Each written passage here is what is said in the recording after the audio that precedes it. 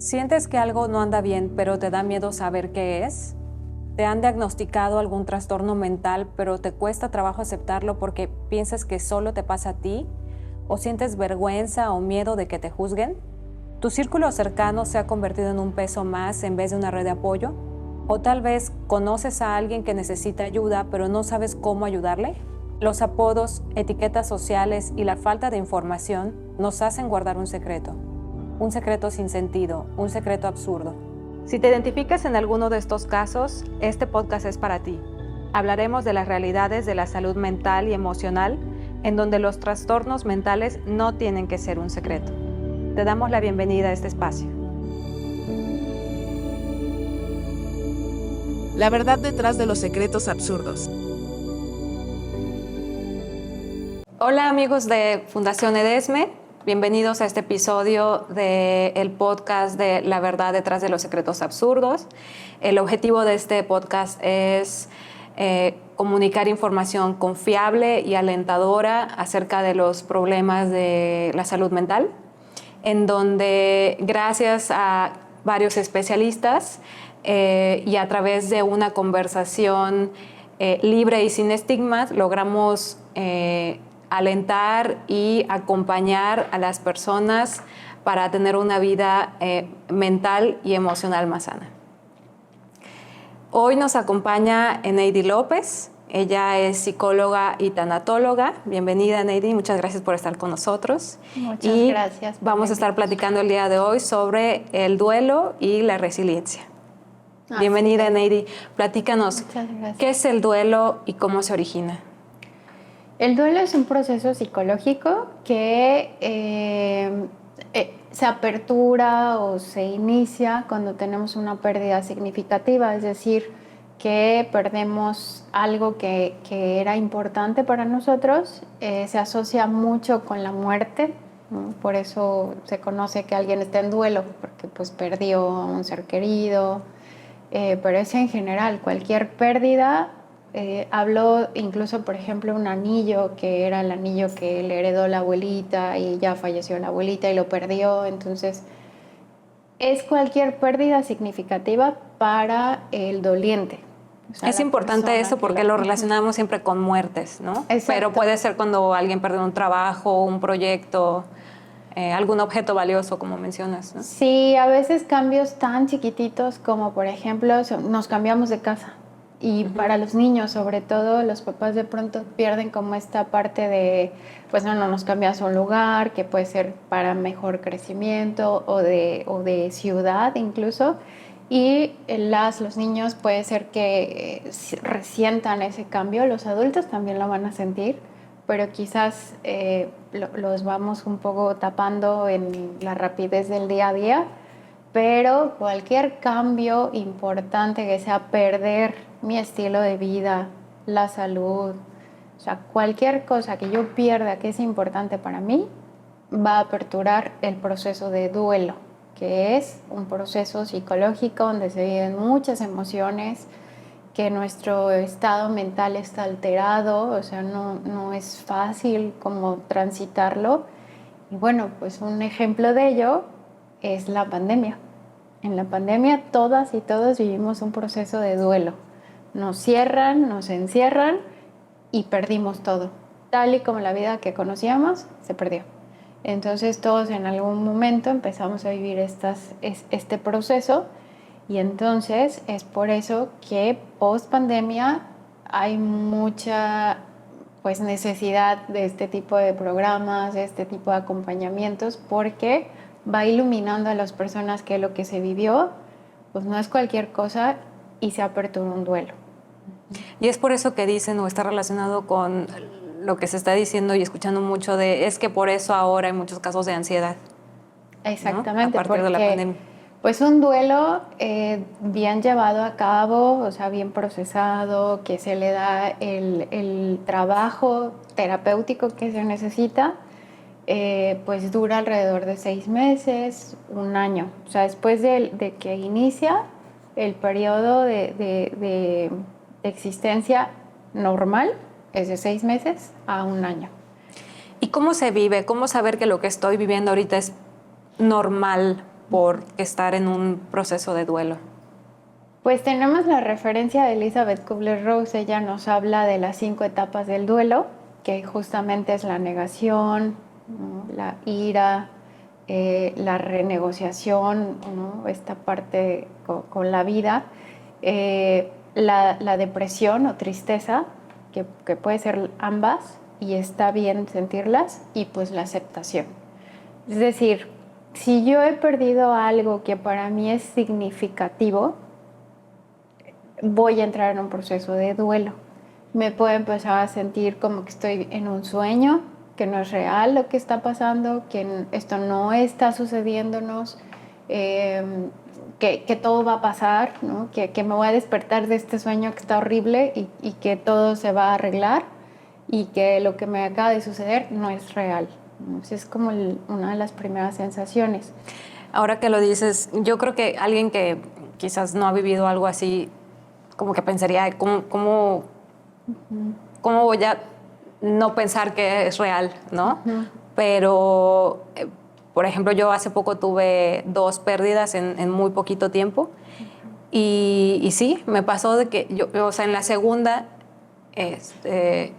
un amigo muy joven, o sea, yo estaba no, o sea, cuando me lo dijeron es una broma, ¿no? O sea, estaba esperando de verdad que me llamaran para decirme, no es verdad. Era una broma pesada, ¿no? Sí, Entonces, sí. viene una ensoñación o una incredulidad, ¿no? Sí. O sea, no es cierto, es una broma, no, ya dime a ver la verdad, ¿no? Sí, y estuve un tiempo pensando, me va a llamar, o sea, él me va a llamar, ¿no? Justo para eso son los rituales. O sea, esta parte donde, pues, si hay un fallecimiento de una persona, pues se viene como esta parte de, la velación, ¿no? Que ves al cuerpo ahí inerte. Justo es para procesar esta parte mental de la ensoñación, la negación, la incredulidad, que permite a los que acaban de tener esta pérdida procesarlo de alguna manera. Entonces, todo el ritual en general conlleva como a esta parte de ayudarte a asimilar esta nueva realidad. Por eso en la pandemia fue tan duro, porque no podías tener ese cierre, Claro. ese tiempo para poder duelar, se llama, y pues poder inaugurar ese duelo. O sea, entonces es como muy, muy característica esa parte de, ¿no es cierto? Que, bueno, no es como que en orden, ¿no? Esa parte estructurada de... Sí, eso te iba a preguntar si son siempre en el mismo orden estas fases, que no es así, ¿no? No, podemos empezar con la depresión.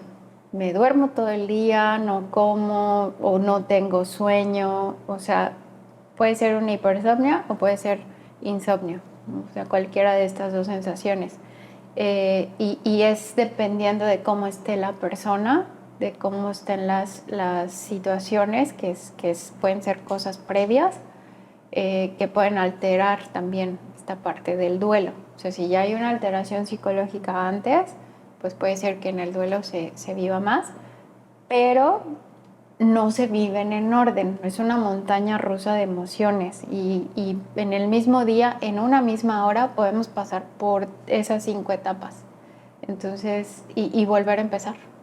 Entonces, no hay un orden, creo que eso es bien fuerte para cuando estamos viviendo un duelo, porque no hay un orden, no hay como que, bueno, ya a las 3 ya viene la parte de depresión, entonces ya me voy a agarrar mi helado, me voy a sentar y me voy a dormir, pues no, porque no se vive así. Es tan sorpresivo, es tan de momento, y justo esa es la parte compleja de un duelo, que por eso siempre se sugiere que lo acompañes con un tanatólogo. Sí, la compañía es importante porque a lo mejor nosotros no podemos identificar alguna señal, ¿no? Alguna alerta por ahí, pero si hay alguien que está junto a nosotros, esa persona sí lo puede identificar, ¿no? Y nos puede ayudar para evitar que pase algo mayor, ¿no?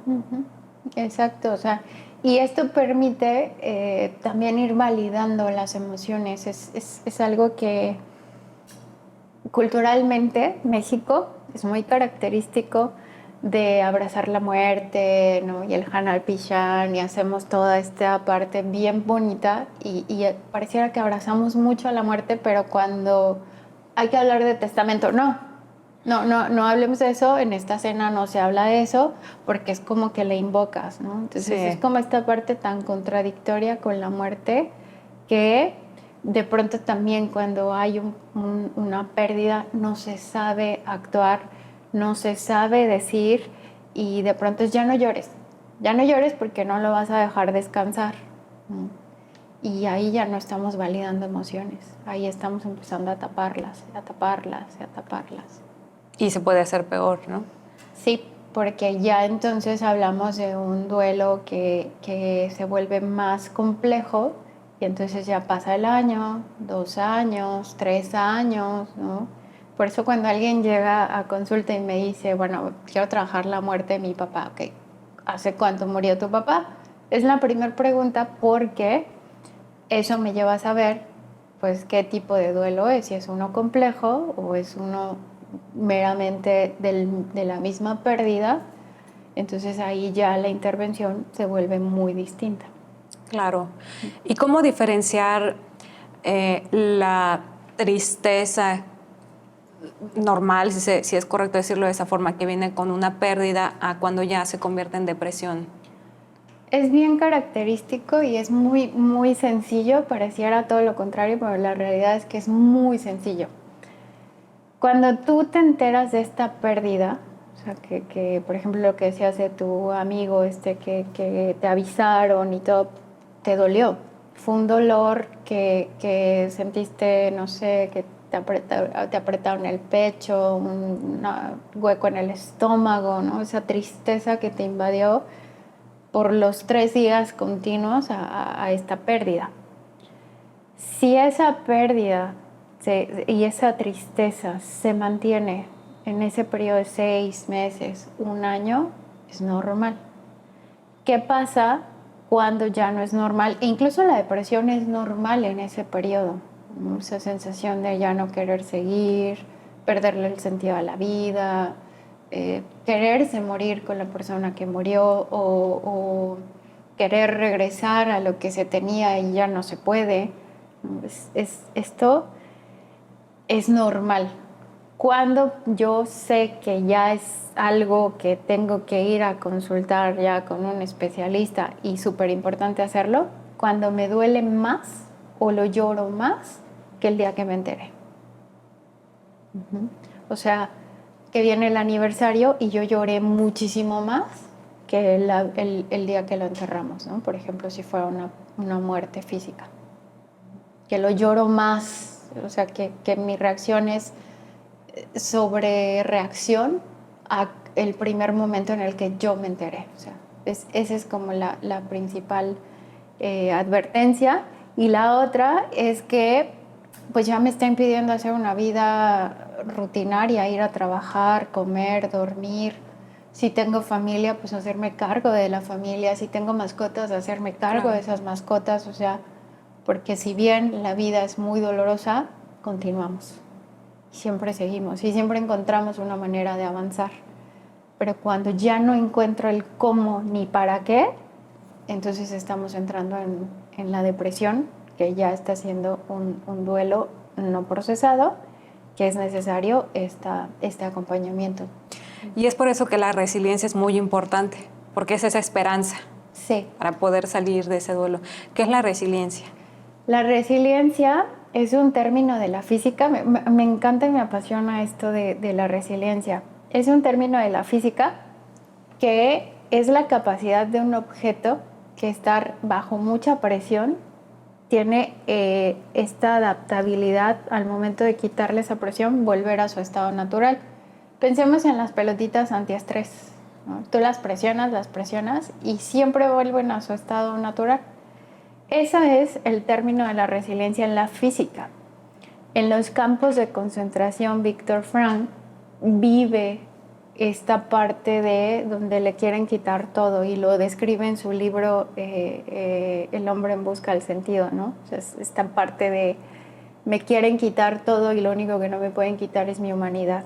Me pueden desvestir y quitarme todo menos mi humanidad y esas ganas de vivir.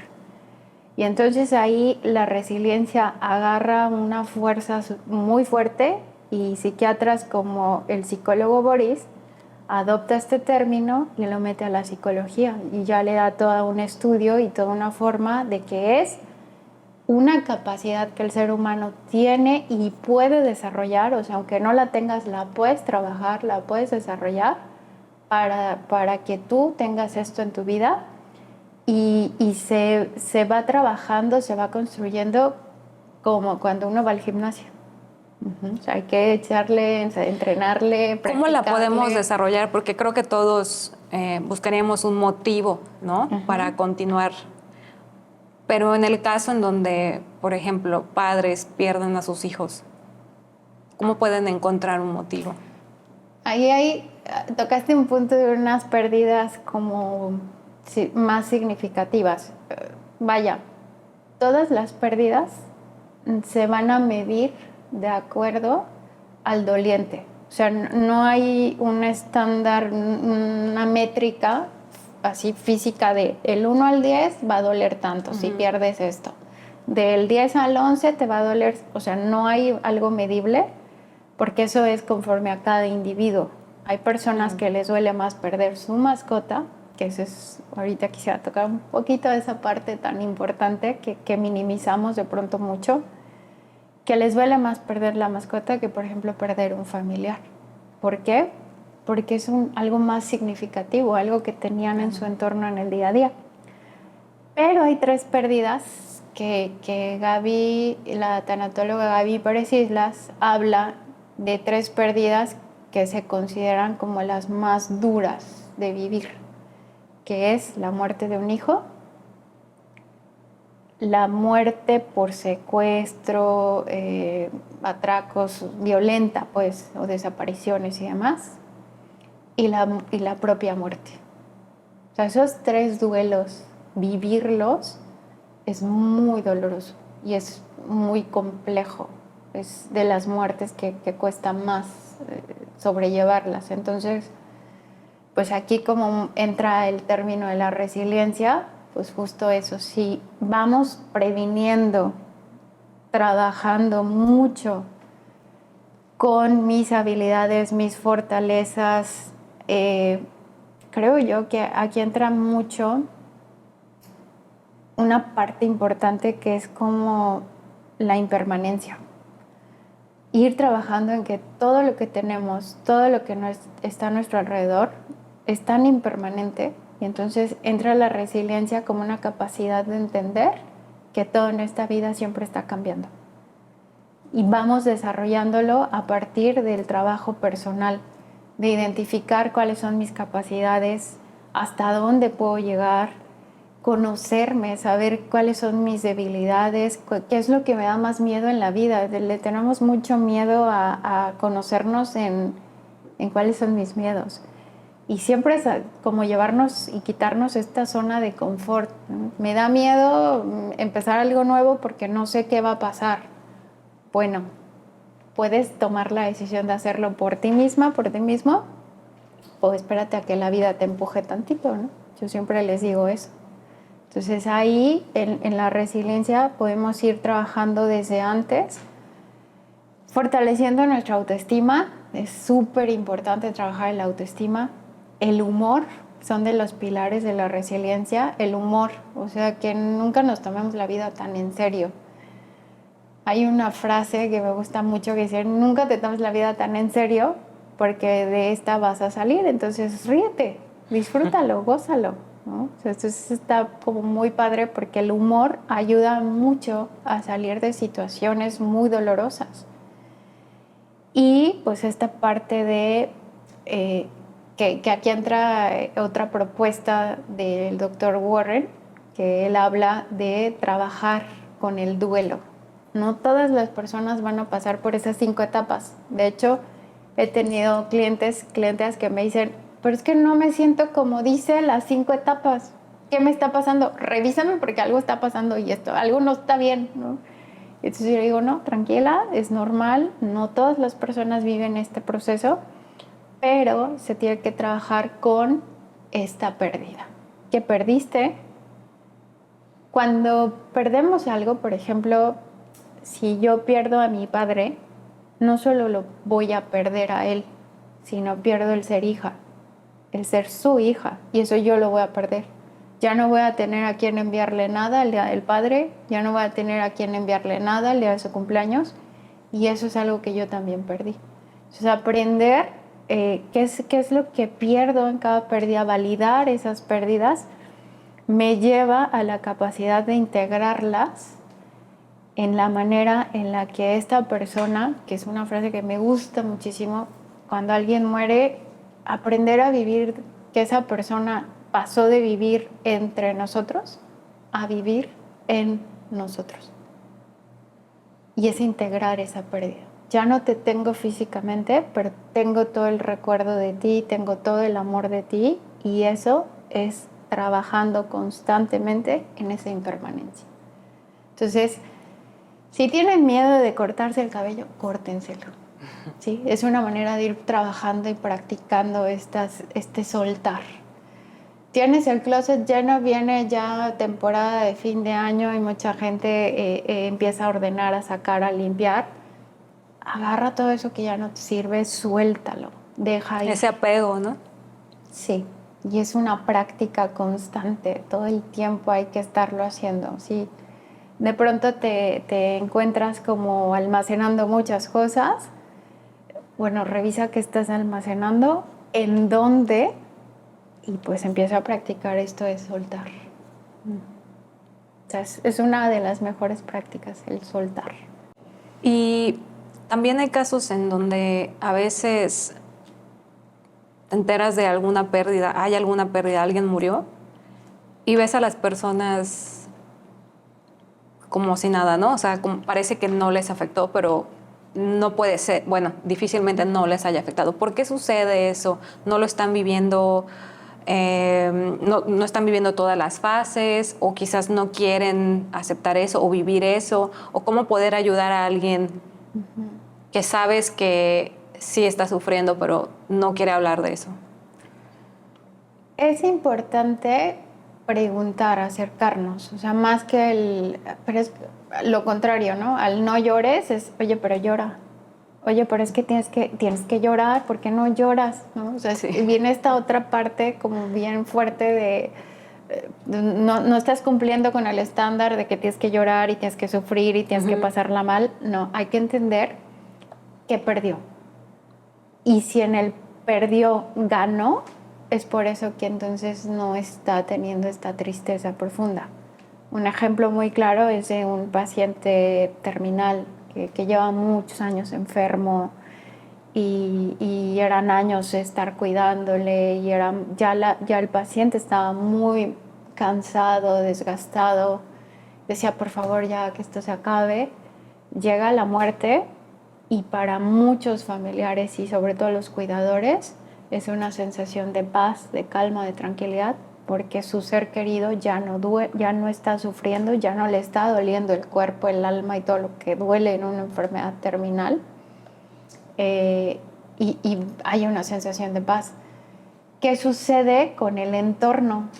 Pues que justamente muchas veces llegan a consulta de, pues es que mira, yo estoy bien, yo la verdad es que me siento muy en paz, muy tranquilo, o sea, al contrario, que de verdad lo lloré antes. Esto es un duelo adelantado. Para cuando ya llega la pérdida, eso ya se había llorado con anterioridad. Entonces, para la gente que apenas lo está viendo, pues es como, qué raro, está guardándose cosas. No, habrá que ver qué perdió y si con esto que perdió hay una sensación de que ganó algo, que puede ser paz, porque su ser querido ya no está sufriendo. Okay. ¿Y qué podemos hacer si hemos tenido alguna pérdida y sentimos que seguimos ahí estancados y no podemos salir de eso?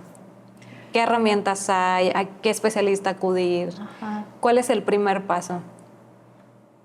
Pues yo siempre digo que la aceptación. Yo no puedo sola.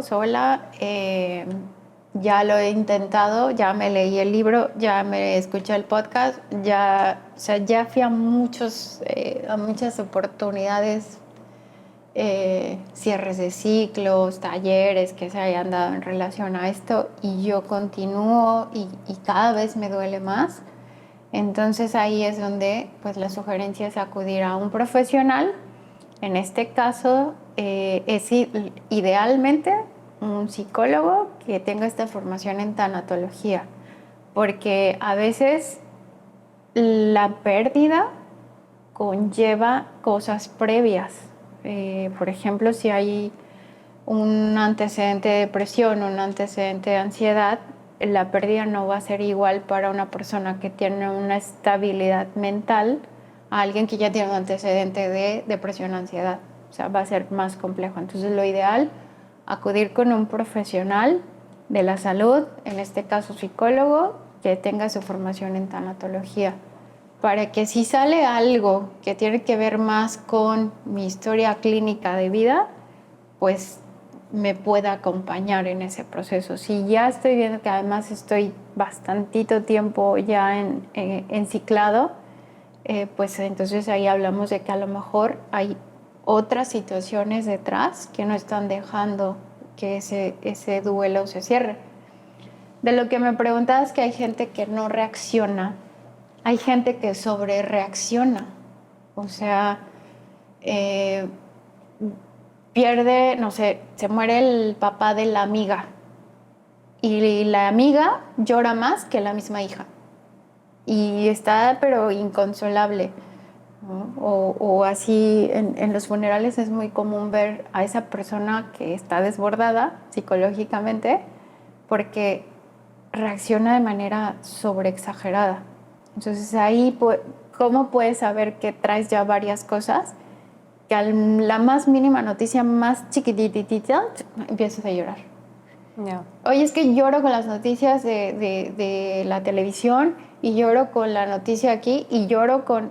Ya estás trayendo muchas cosas que pueden ser duelos no resueltos del pasado, pero dice Elizabeth Kubler-Ross, no te preocupes de todos los duelos que no hayas resuelto, en el próximo que venga en tu vida se abre esa puerta y van a salir todos. Entonces ahí es por eso que es importante pues que sí sea un psicólogo en tanatología, con su formación también en tanatología, para que sea como muy integral. Y más importante también cuando no se trata de muerte, pero hay pérdidas, ¿no? Y que no estamos acostumbrados a relacionarlo con un duelo. Y entonces entra ese estigma y entra ese prejuicio de, ay, pues ya va a venir la próxima, ya búscate otro trabajo, ¿no? O ya va a salir otra oportunidad, estás exagerando, o viene todo esto y entonces hacen que las personas no vivan el duelo como tiene que ser, ¿no? O lo vivan en soledad. Y estas personas, las que te decía, quiero hacer un paréntesis muy especial, mascotas, pero también mujeres que pierden a sus bebés, sobre todo en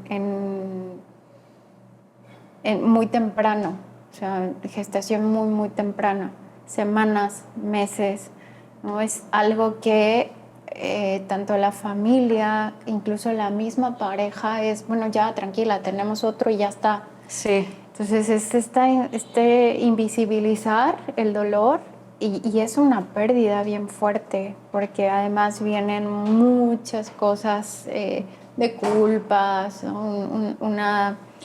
Otro autor habla mucho de que el primer sentimiento antes que las 5 etapas de Elizabeth Kubler-Ross es la culpa.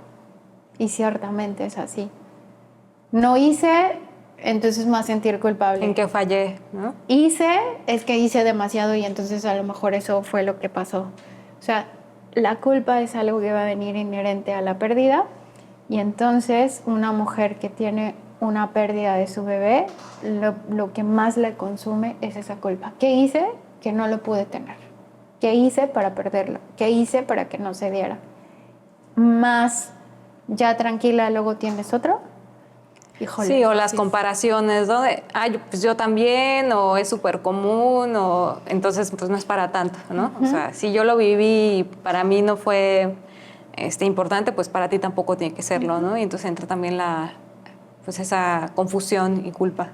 Sí, y pues ahí entran las mascotas, ¿no? Ah, ya es un gato, ah, ya es un perro, o sea, allá en la calle hay un montón, agárrate uno, ya tráete, le deja de llorar, ¿no? Y la verdad es que no es así. Hoy en día estamos viviendo una sociedad más inclusiva en todos los sentidos, pero también en esta parte de darle un lugar a la mascota como familia.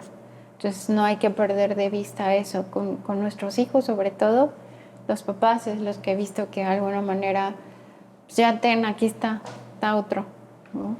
Entonces creo que ahí es importante validar. De reemplazar, ¿no? Tratan de como de reemplazar eso. Ok. ¿Qué le podrías decir a las personas que actualmente están viviendo un proceso de duelo? Hay un cuento que se llama El Anillo del Rey. Es de Jorge Bucay, lo pueden encontrar en YouTube para no contárselos así todo, pero el objetivo del rey era tener una frase clave que le ayudara todo el tiempo a su reinado y que tuviera tanta claridad para tiempos buenos como tiempos malos. Buscó entre varios sabios y hubo uno que le dijo, ya sé qué puedes poner en tu anillo. Y decía, el anillo, esto también pasará. Si estás en un momento muy doloroso, muy duro, muy difícil, es importante saber que esto también va a pasar. Así como han venido tiempos buenos, pues bueno, son los tiempos donde el viento no sopla ni a favor ni en contra y hay donde uno tiene que echarle ganas, ¿no? Y digo echarle ganas en un sentido de hacer 4 cosas básicas es importante. 1, tener claro que esto no va a ser para siempre, que es un momento, que es una etapa, porque a veces justo eso es lo que nos derrota, claro, que creemos que va a ser por siempre. Por eso Víctor Frank, él decía, yo voy a salir de estos campos de concentración, yo algún día voy a salir de aquí, yo algún día voy a lograr estar hablando de todo esto con millones de personas, y lo hizo. Pero empezó con sabiendo que esto era algo temporal y que iba a pasar. Posterior a esto, dediquémonos a hacer 4 cosas básicas. Comer lo mejor posible, dormir las horas que deben de ser, mínimo 6 horas, en un horario de noche, ¿no? O sea, no de madrugada, claro, porque esto también va alterando neurológicamente al cuerpo. Permanecernos en movimiento funcionales, trabajar, dedicarnos a algo, o sea, si no hay trabajo ahorita y esa es la pérdida, bueno, plantitas, cuidar a otros, o sea, procurarnos en cuidarme, pero cuidar de otros también. Y por último, hacer algo que disfrutes. Una cosa que hagas al día, que disfrutes, que bueno, aquí podemos aprovechar mucho el clima que tenemos, los lugares tan bonitos que tenemos. Ahí es importante, ¿no? Acudir a estos lugares a disfrutar un atardecer, a disfrutar el aire fresco que tenemos ahorita, a disfrutar esa lluvia. O sea, hacer esas 4 cosas y repetir hasta que esta temporalidad, digámosle, de la racha mala pase, entonces podemos permanecer ahí en pie, luchando y tratando de salir adelante.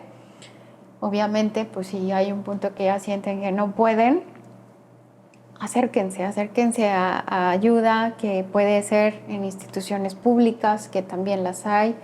En 911 te pueden canalizar a una línea también de asesoría psicológica, acompañamiento psicológico.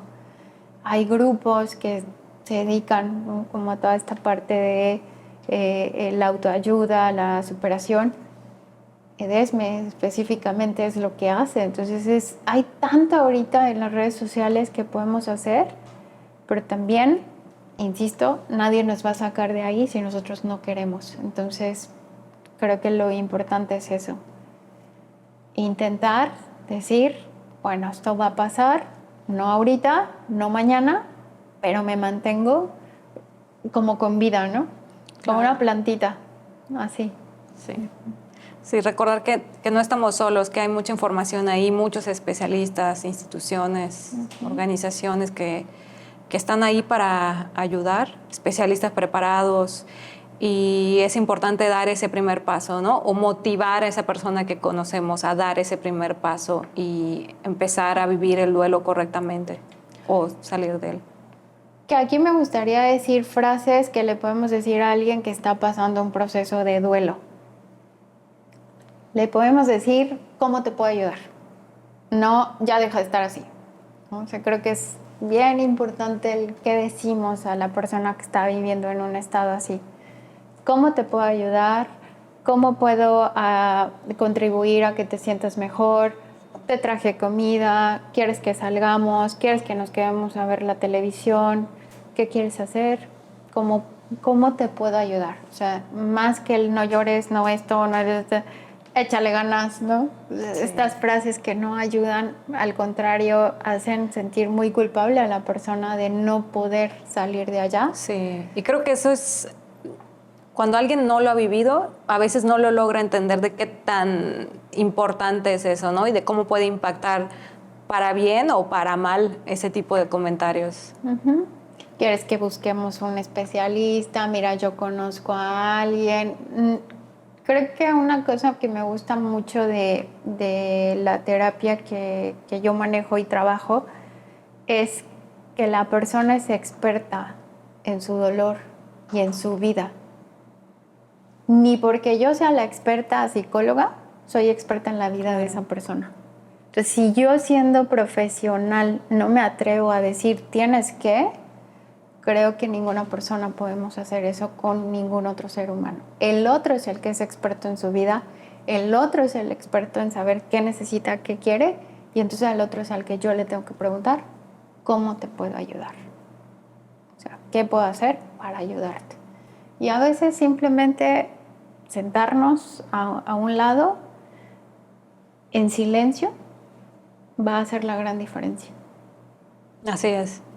Yo recuerdo un amigo que tuvo una pérdida muy fuerte de su hermana, era de los primeros feminicidios que se escuchaba en nuestra temporada, por allá del 2007. Yo no sabía qué decirle a este amigo, o sea, ¿qué le dices a alguien que acaba de perder así, de esa manera, a su hermana menor? Y yo lo único que hice de verdad fue abrazarlo muy fuerte y no le pude decir nada más. Años después me entero que ese abrazo para él fue como, Eneidi, no sabes cómo me reconfortó ese abrazo. No me dijiste nada, pero tu abrazo me pegó todos mis pedacitos que se me habían roto en ese momento. Yo no lo sabía. En esta experiencia comparto que a veces solo estar y abrazar y quedarte en silencio ahí ayuda más que llegar como experto y decir, a ver, vamos a hacer esto. No, el otro es el que es experto. Y sobre todo cuando acaba de ocurrir, ¿no? O sea, lo que menos quieres tal vez es escuchar que te estén dando consejos, ¿no? Aunque la gente lo hace con la mejor intención del mundo, pero no es lo que uno necesita en ese momento. Exactamente. O sea, las buenas intenciones se agradecen, pero si estamos hablando de una persona que está en un proceso doloroso, podemos entrarle a YouTube, revisar un poquito qué decirle a alguien en duelo y eso va a ayudar un montón. Así es. Por eso es importante seguir informando. Sí, mucho. Y hacer este tipo de programas que justamente llevan esa información a personas que pues quieren saber más y también quieren ayudar. Así es. Pues muchas gracias, Eneidi, por acompañarnos hoy, por compartir tu conocimiento con nosotros. Me gustaría recordarle a la audiencia que esto es solo el inicio, que motivarles a... Hay muchísima información, recurren a expertos como Eneidi, acérquense a nosotros. Esto es solo el inicio de un camino que es importante vivir correctamente, así que les invito a no dejarlo.